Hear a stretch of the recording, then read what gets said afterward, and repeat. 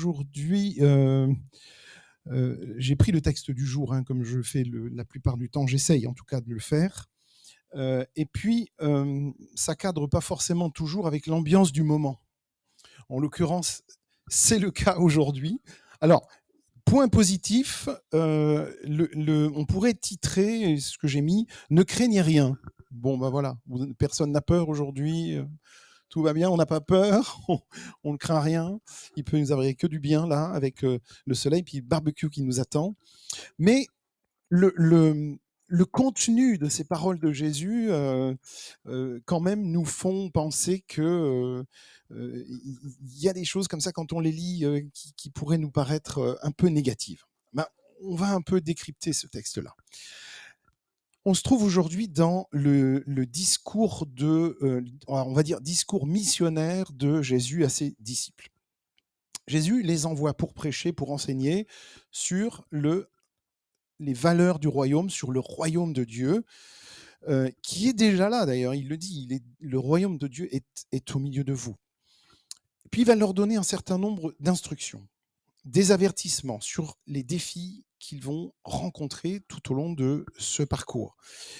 Et Jésus va souligner ici deux éléments fondamentaux qui structurent d'ailleurs un peu notre vie à tous. Je crois que tous les humains, on est soumis un peu à ces deux éléments-là que Jésus va mettre un peu en relief dans ce texte. Il y a d'abord notre environnement, c'est-à-dire on évolue dans un certain environnement. Aujourd'hui, je dois dire que c'est difficile de faire plus sympathique et plus convivial notre environnement immédiat, environnement un petit peu plus éloigné, le fait qu'on soit français, habitant en France, dans d'autres pays, c'est pas la même situation. Et puis, un deuxième élément fondamental qui structure notre vie, c'est notre échelle de valeur. Nos échelles de valeur. Qu'est-ce qui nous détermine? Qu'est-ce qui fait que je suis André ou Jean ou Franz? Et une fois de plus, Jésus nous invite à remettre en question notre façon d'évaluer les choses. Et si vous remarquez bien, en décryptant les paroles de Jésus, à chaque fois, il remet complètement en cause notre façon de voir les choses.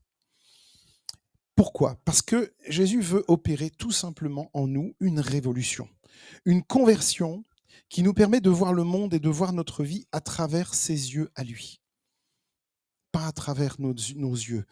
Et comment est-ce qu'on mesure notre existence et est-ce que nous avons la bonne approche? Alors, je vais d'abord lire le texte.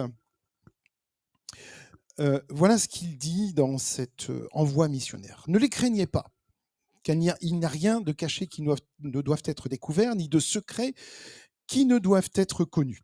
Ce que je vous dis dans les ténèbres, dites-le en plein jour. Ce que je vous dis à l'oreille, prêchez-le sur les toits. Ne craignez pas ceux qui tuent le corps et qui ne peuvent tuer l'âme. Craignez plutôt ceux qui peuvent faire périr l'âme et le corps dans la géhenne. Pardon, craignez plutôt celui qui peut faire périr l'âme et le corps dans la géhenne. Ne vantons pas deux passereaux pour un sou.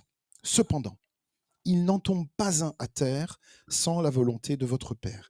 Et même les cheveux de votre tête sont tous comptés. Ne craignez donc pas. Ne valez-vous pas plus que beaucoup de passereaux? C'est pourquoi quiconque confessera les hommes, je le confesserai aussi devant mon Père qui est dans les cieux, mais quiconque me reniera devant les hommes, je le renierai aussi devant mon Père qui est dans les cieux.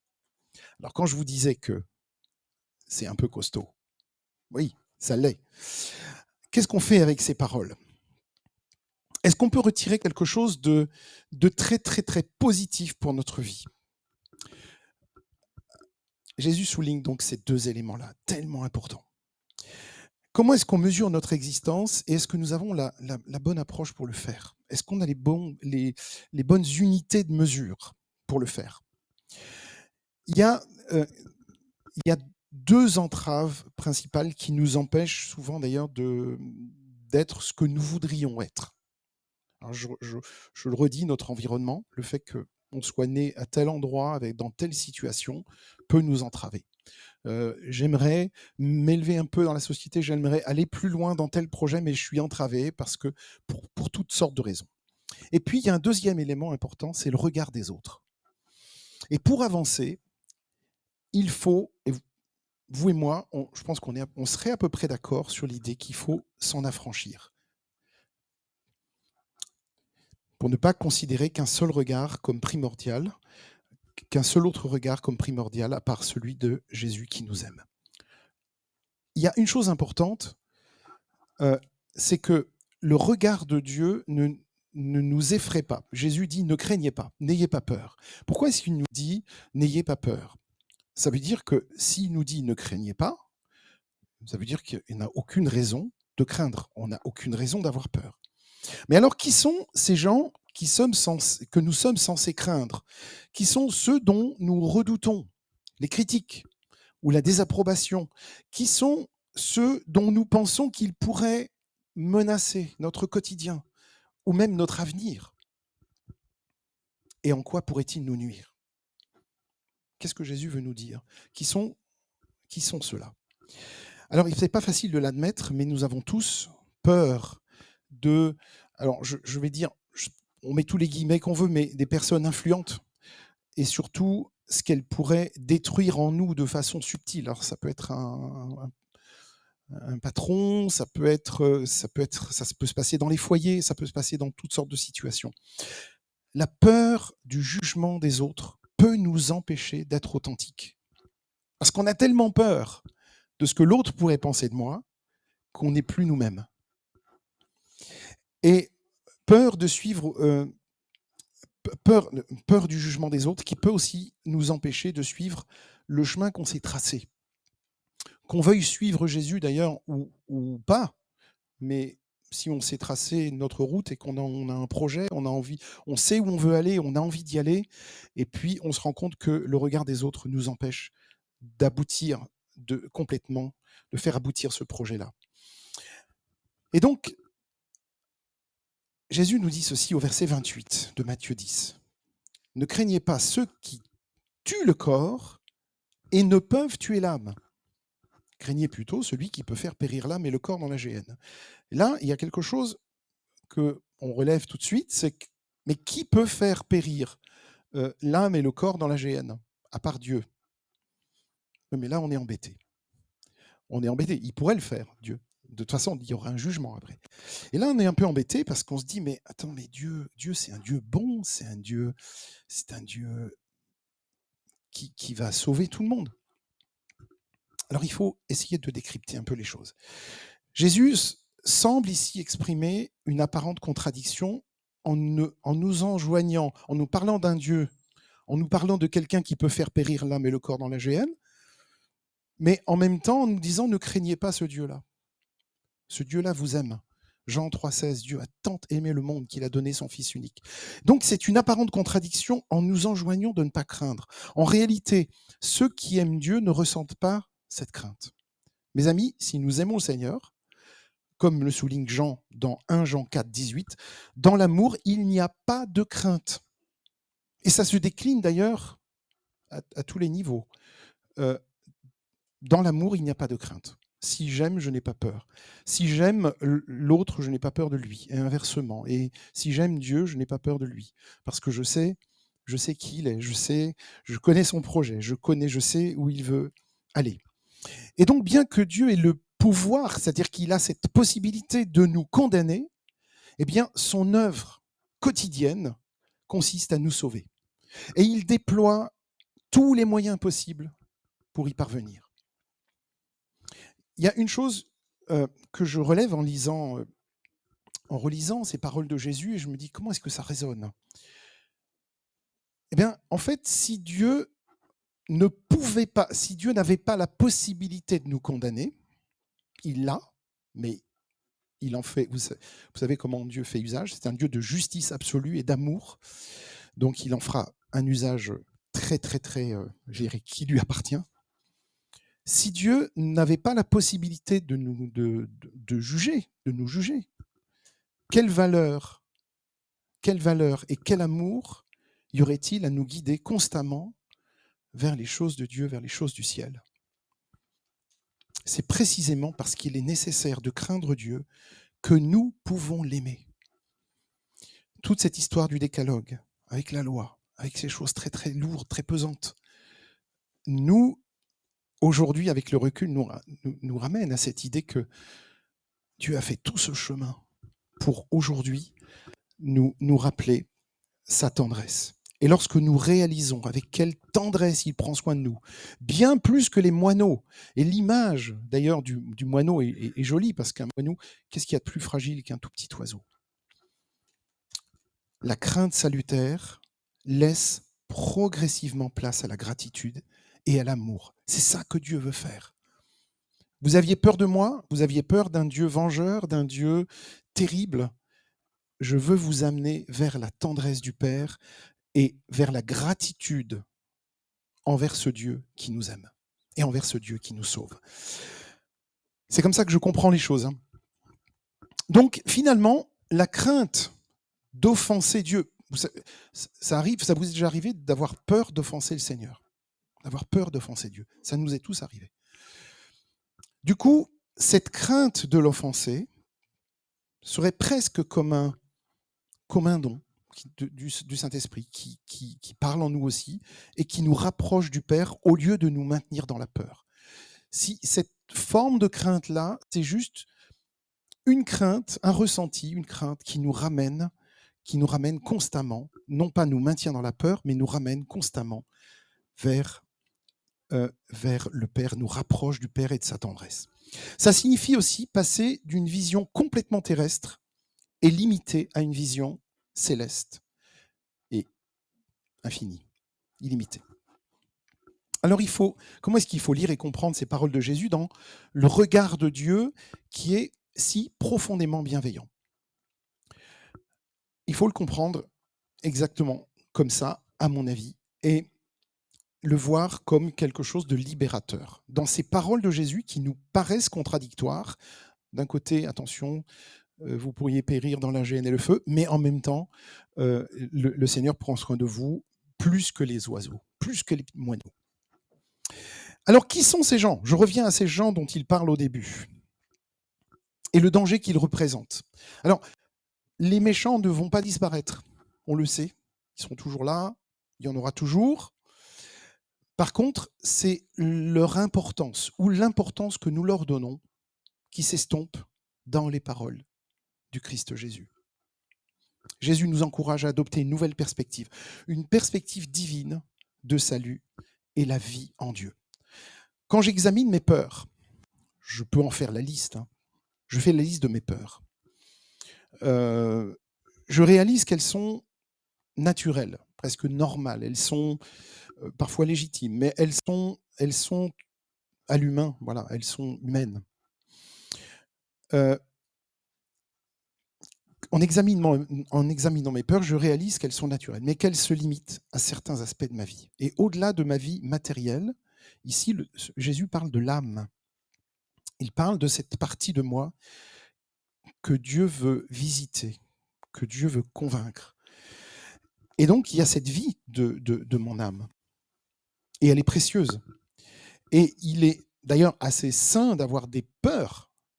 Si on n'avait pas peur, on pourrait, une fois qu'on est en haut de la falaise d'Étretat, se dire: c'est joli, tiens, si je sautais, tiens, pour voir ce que ça fait.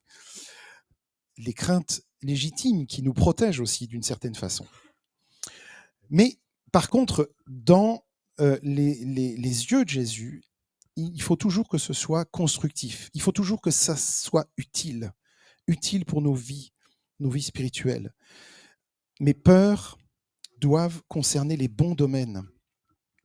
D'ailleurs, notre plus grande peur devrait être, logiquement, celle de nous éloigner de Dieu, d'être quelque part privé de sa présence. Parfois, quand on est trop loin de lui, on sent qu'il n'est plus à côté. Et ça, c'est une crainte qu'on peut avoir. Mais cette affirmation-là, donc je vais juste maintenant aller sur cette affirmation de Jésus.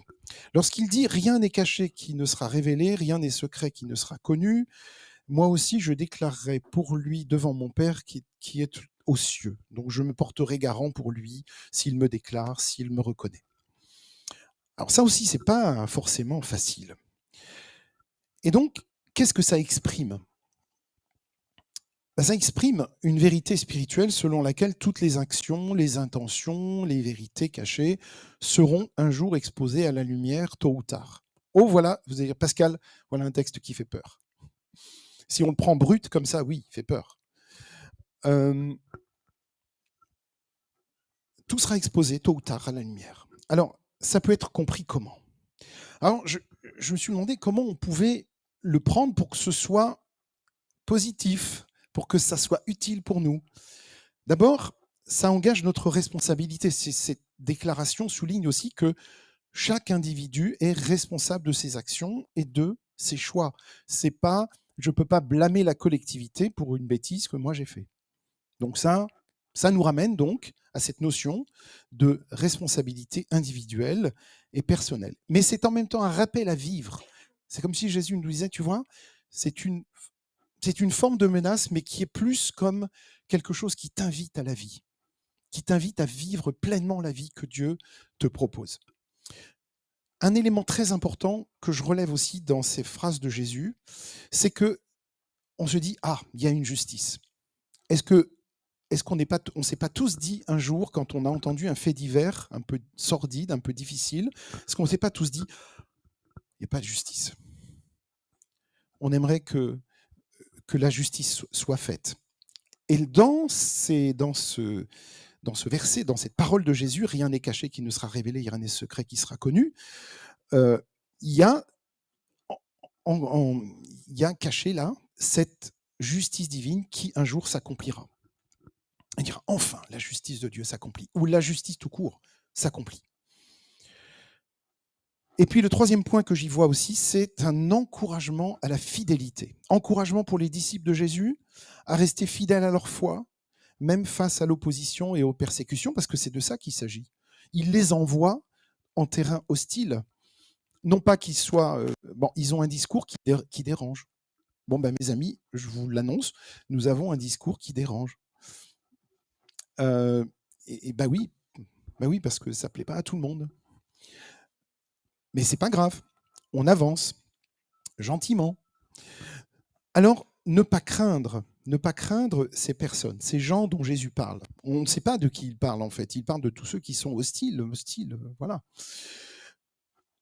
Eh bien, ça veut dire aussi garder en tête une perspective à long terme.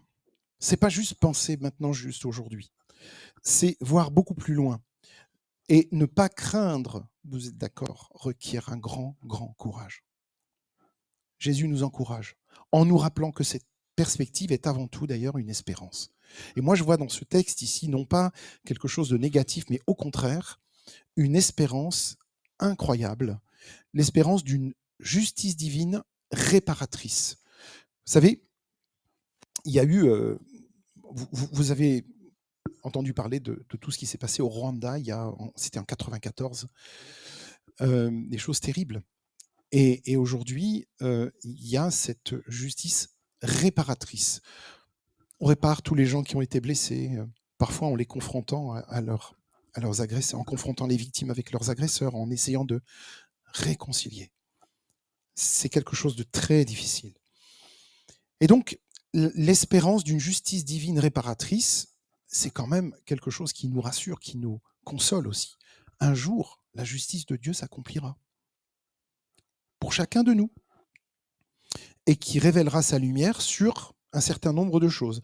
Ça peut être sur nos souffrances cachées, sur nos actions héroïques, nos combats parfois inutiles, futiles. Ça peut être sur tellement de choses. Mais cette justice, cette vérité à exprimer, cette vérité à transmettre est encore dans l'obscurité parce qu'elle n'est pas encore pleinement comprise. Et nous, parfois, euh, même en tant que, même si nous sommes chrétiens et disciples de Jésus et qu'on avance, nous, parfois aussi, on a du mal à tout comprendre. Et c'est pour ça que Paul dit dans 1 Corinthiens 13, un jour nous verrons face à face, un jour nous comprendrons tout, tout sera révélé. Et donc cette justice-là, elle viendra. Voilà, donc c'est quelque chose de très très positif, de pouvoir se dire qu'un jour, voilà, tout sera accompli dans cette justice-là. Et en attendant, qu'est-ce qui se passe? Eh bien, en attendant, nous sommes témoins. Et en attendant, Dieu appelle, et Dieu appelle les uns et les autres et il les appelle de plusieurs manières. Et donc, viendra le jour où chacun le reconnaîtra. Alors il y a un verset qui nous parle de ça. Tous le connaîtront, tous le reconnaîtront. Et tout genou fléchira devant Dieu. Mais il y a aussi une immense espérance. Les larmes seront changées en chants de joie. Toutes les souffrances, toutes les douleurs seront changées en chants d'allégresse. Et puis, il y a tous ces renoncements, et je termine juste là-dessus, tous ces renoncements que nous avons acceptés pour un jour, parce que disciples de Jésus dans un monde parfois difficile, parfois hostile, eh bien, trouvent leur sens aussi dans cette prière que nous disons souvent. Vous savez, quand on prie le Notre Père, on dit que, que ta volonté soit faite, que ton règne vienne, sur la terre comme au ciel. Est-ce que c'est une prière qu'on va faire encore pendant longtemps, ou est-ce qu'un jour, la justice du Seigneur sera là? C'est une prière qu'on fait. Que ton règne vienne, que ta volonté soit faite sur la terre comme au ciel. Au ciel, on sait que c'est bon, c'est fait. Sur la terre, c'est pas évident. C'est pas toujours évident. Mais voilà, on garde cette confiance dans le Seigneur. Donc, ne craignez pas. Ne craignez pas, n'ayez pas peur. Et puis je me souviens que Jean-Yves avait relevé que c'est le verset, c'est l'expression qu'on retrouve le plus souvent dans la Bible, hein, c'est ça. J'ai oublié le nombre exact, mais 365 fois. Donc il y a un ne craignez pas pour chaque jour. C'est bien, hein, c'est magnifique. Donc mes amis, même si ici on voit des paroles qui peuvent nous paraître négatives à première lecture, on peut y trouver des choses extraordinaires pour chacun de nous. Voilà, je vous invite juste à prier et puis